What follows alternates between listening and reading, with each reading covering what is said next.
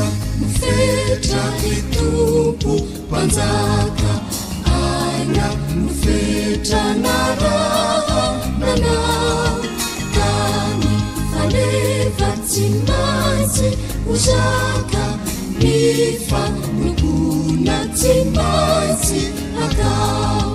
treto zahao ilanja faneva nana Susanna navuta nanao anzi trakono anolora metena gata lumambo anao izahao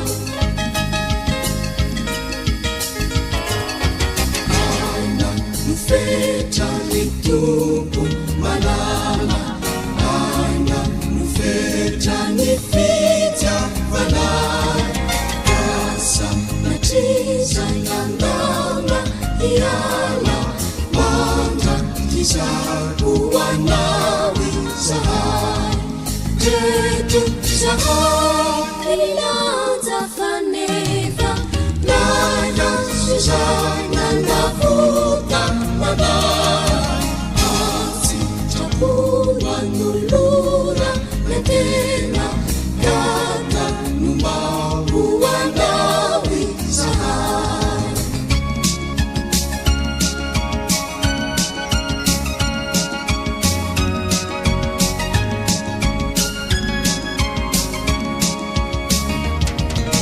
aina mifetra ny nofo anefa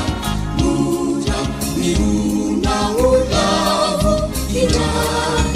kama nampiry andresy